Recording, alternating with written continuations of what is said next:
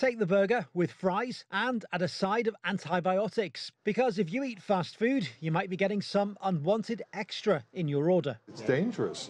Antibiotics used by some farmers to speed up their animals' growth. Drugs intended to treat illness finding their way into fast food across the nation.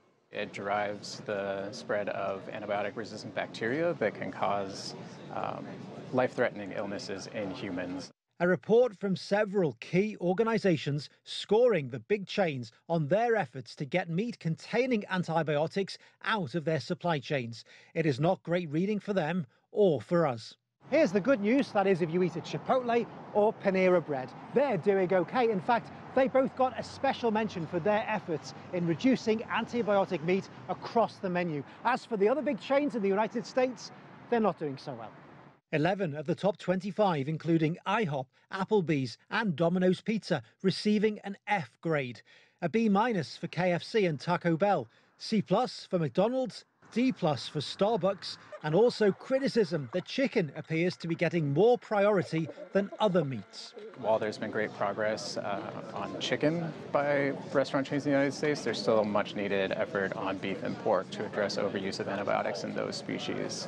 Here's the thing, you might not be too keen on the idea that your meat contains antibiotics, but remember, we're not talking about lead or asbestos, we are talking about drugs that are intended to help us fight infection. So with that in mind, the question is, do we really need to be worried? I mean, are they going to do any harm to us if we take them in? Over time, antibiotics will build up a resistance, and when you finally need the antibiotics, your body will not respond. So overusing and overdosing of antibiotics in the food that we eat certainly will compromise our ability to fight them in the future. For some, there is just no question. Food is medicine that you're giving yourself.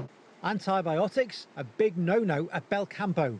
It's crucial. It's really important to not have antibiotics in your meat.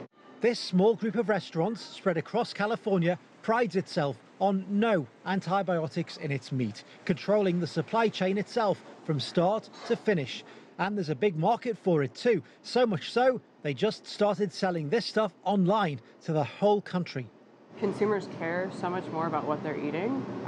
People ask on a regular basis what practices we use, what the animals are eating. People care about these things, even if it's not specifically antibiotics. But I think more and more people are aware that it is something you should be looking into and asking about when you're purchasing meat. Meanwhile, for those sticking to the big chains, it may be a while before there is any such guarantee. In the meantime, the advice, take the chicken, hold the beef and the pork. That is, if you really want to be sure your meat is just meat and not medicine too. Lavelle, CGTN, Los Angeles.